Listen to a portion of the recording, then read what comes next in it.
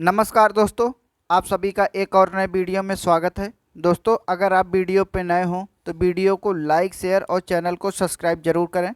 दोस्तों, इस वीडियो में मैं आपको सामान्य विज्ञान के कुछ महत्वपूर्ण प्रश्नों को बताने वाला हूं, जो कि आपके चल रहे एग्ज़ाम आरआरबी ग्रुप डी और आने वाले एग्ज़ाम यूपी ट्रिपल एससी पेट के लिए अत्यंत महत्वपूर्ण प्रश्न होंगे। दोस्तों, यह सेट नंबर 3 है। इसके पहले 2 सेट करा चुका हूं, जिसका लिंक डिस्क्रिप्शन में डाल दूंगा, आप जाके वह वीडियो ज़रूर देखें। आइए देखते हैं क्या है प्रश्न। पहला प्रश्न है, पौधों का मुख्य प्रकाश संश्लेषी अंग होता है। तो दोस्तों, जो पौधे होता है उसका प्रकाश संश्लेषी प्रमुख अंग होता है पत्ती। दोस्तों, पत्तियों के द्वारा ही पौधे प्रकाश संश्लेषण की क्रिया से भोजन बनाते हैं। अगला प्रश्न है, पत्तियों का रंग हरा होता है। तो दोस्तों, जो पौधे होते हैं उनके पत्तियों का रंग हरा क्लोरोप्लास्ट या हरित कवक के कारण हरा होता है। अगला प्रश्न है, पत्तियों का रंग पीला होता है। तो दोस्तों, जो पत्तियों का रंग पीला हो जाता है वह कैरोटीन के निर्माण के कारण, अर्थात पत्तियों में कैरोटीन का निर्माण हो जाता है, जिसके कारण पत्तियों का रंग पीला होता है। अगला प्रश्न है, पर्णहरित या क्लोरोफिल में उपस्थित मुख्य धातु होता है। तो दोस्तों, पर्णहरित में उपस्थित मुख्य धातु मैग्नीशियम होता है। अगला प्रश्न है, वायुमंडल में ऑक्सीजन की मात्रा संतुलित रहती है। तो दोस्तों, वायुमंडल में ऑक्सीजन की मात्रा प्रकाश संश्लेषण द्वारा संतुलित रहती है। अगला प्रश्न है, पेड़ व पौधों द्वारा खाना तैयार करने की प्रक्रिया है। तो दोस्तों, पेड़ पौधों द्वारा खाना तैयार करने की प्रक्रिया प्रकाश संश्लेषण या दोस्तों फोटोसिंथेसिस के द्वारा पेड़ पौधे अपना खाना तैयार करते हैं। अगला प्रश्न है, प्रकाश संश्लेषण के लिए आवश्यक है। तो दोस्तों, पौधे अपना भोजन प्रकाश संश्लेषण द्वारा तैयार करते हैं, तो उसके लिए आवश्यक होता है CO2 अर्थात कार्बन डाइऑक्साइड, जल, क्लोरोफिल और सूर्य का प्रकाश। इन चारों की उपस्थिति में ही दोस्तों पेड़ पौधे प्रकाश संश्लेषण के द्वारा अपना खाना तैयार करते हैं। अगला प्रश्न है, प्रकाश संश्लेषण की क्रिया सबसे अधिक होती है। तो दोस्तों, लाल रंग के प्रकाश में प्रकाश संश्लेषण की क्रिया सबसे अधिक होती है। अगला प्रश्न है, प्रकाश संश्लेषण में ऑक्सीजन निकलता है। तो दोस्तों, प्रकाश संश्लेषण में ऑक्सीजन जल से निकलता है। अगला प्रश्न है, प्रकाश संश्लेषण का प्रथम स्थिर यौगिक है। तो दोस्तों, प्रकाश संश्लेषण में प्रथम स्थिर यौगिक फास्फोग्लिसरिक अम्ल होता है। अगला प्रश्न है, राइजोम पादप का भूमिगत प्रारूप है। तो दोस्तों, राइजोम पादप का भूमिगत प्रारूप तना होता है। अगला प्रश्न है, दलहन के जड़ में पाए जाने वाला जीवाणु होता है। तो दोस्तों, दलहन के जड़ में पाए जाने वाला जीवाणु राइजोबियम होता है। अगला प्रश्न है, पौधे नाइट्रोजन ग्रहण करते हैं। तो दोस्तों, जो पौधे होते हैं वह नाइट्रोजन नाइट्रेट के रूप में ग्रहण करते हैं। अगला प्रश्न है, पादपों में जल तथा खनिज लवणों का संचालन होता है। तो दोस्तों, पादपों पर जल एवं खनिज लवणों का संचालन जाइलम के द्वारा होता है। अगला प्रश्न है, पादपों में बना खाद्य पदार्थ पौधे के विभिन्न अंगों में पहुंचता है। तो दोस्तों, पादपों पे बना खाद्य पदार्थ फ्लोएम के द्वारा पौधे के विभिन्न अंगों में पहुंचता है। अगला प्रश्न है, वह यंत्र जिसके द्वारा तने की वृद्धि दर मापी जाती है। तो दोस्तों, तने की वृद्धि दर आक्जेनोमीटर के द्वारा मापी जाती है।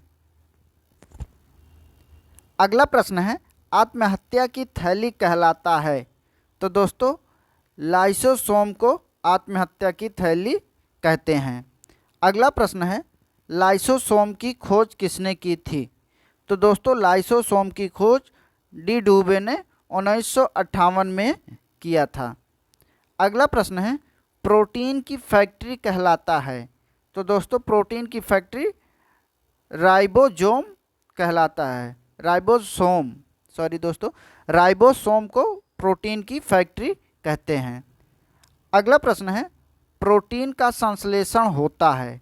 तो दोस्तों प्रोटीन का संश्लेषण राइबोसोम द्वारा होता है। अगला प्रश्न है, डीएनए की खोज किसने की थी? तो दोस्तों डीएनए की खोज वाटसन एवं क्रिक ने की थी। अगला प्रश्न है, डीएनए संश्लेषण का प्रतिपादन किसने किया था? तो दोस्तों डीएनए संश्लेषण का प्रतिपादन कार्नबर्ग ने किया था। अगला प्रश्न है, डीएनए और आरएनए हैं? तो दोस्तों डीएनए और आरएनए एक न्यूक्लियक अम्ल हैं। अगला प्रश्न है, डीएनए में क्रियात्मक खंड को कहते हैं?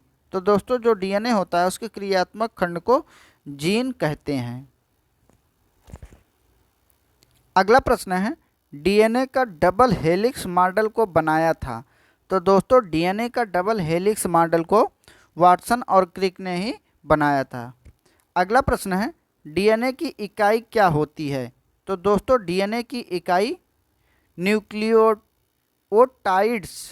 न्यूक्लियोटाइड्स होती है। अगला प्रश्न है, सर्वप्रथम प्रयोगशाला में जीन का संश्लेषण किसने किया था? तो दोस्तों सर्वप्रथम प्रयोगशाला में जीन का संश्लेषण हरगोविंद खुराना जी ने किया था। अगला प्रश्न है, पुरुष व स्त्री जीन संगठन होता है? तो दोस्तों पुरुष व स्त्री का जीन संगठन XY तथा XX होता है। अगला प्रश्न है, बच्चे का लिंग निर्धारण किसके द्वारा होता है? तो दोस्तों बच्चे के लिंग का निर्धारण पिता के गुणसूत्र अर्थात XY के द्वारा होता है। अगला प्रश्न है, मधुमेह रोग होता है? तो दोस्तों मधुमेह रोग इंसुलिन की कमी के कारण होता है। अगला प्रश्न है, इंसुलिन की खोज किसने की थी? तो दोस्तों इंसुलिन की खोज वेटिंग एवं बेस्ट ने की थी। अगला प्रश्न है, इंसुलिन शरीर में कहाँ बनती हैं? अर्थात शरीर के अंदर इंसुलिन का निर्माण कहाँ होता है? तो दोस्तों शरीर के अंदर इंसुलिन का निर्माण अग्नाशय में होता है। अगला प्रश्न है, पेप्सिन का एक उदाहरण है? तो दोस्तों जो एंजाइम होता है वह पेप्सिन का उदाहरण होता है। अगला प्रश्न है, दूध में नहीं पाए जाने वाला विटामिन होता है? तो दोस्तों दूध में नहीं पाए जाने वाला विटामिन विटामिन सी होता है। अगला प्रश्न है, टॉक्सिन क्या होता है? तो दोस्तों टॉक्सिन एक जहरीला पदार्थ होता है। अगला प्रश्न है, प्लाज्मोडियम परजीवी होता है? तो दोस्तों प्लाज्मोडियम परजीवी मलेरिया रोग का परजीवी होता है। अगला प्रश्न है, मलेरिया रोग का वाहक होता है? तो दोस्तों मलेरिया रोग का वाहक मादा एनोफिलीज मच्छर होता है। अगला प्रश्न है, मलेरिया रोग में कौन सा अंग प्रभावित होता है? तो दोस्तों मलेरिया रोग में प्लीहा अर्थात तिल्ली अंग प्रभावित होता है। अगला प्रश्न है, मानव मूत्र में उत्सर्जित होता है? तो दोस्तों मानव मूत्र में विटामिन सी उत्सर्जित होता है। अगला प्रश्न है, मूत्र का पीएच मान होता है? तो दोस्तों मूत्र का पीएच मान 6 होता है। तो दोस्तों 6 अर्थात ये अम्लीय होगा, क्योंकि अगर 7 से कम होता है जिसका पीएच मान वह अम्लीय होता है, और 7 से अधिक जिसका पीएच होता है वह क्षारीय होता है। तो मूत्र का दोस्तों पीएच मान 6 है, तो अर्थात मूत्र अम्लीय होगा।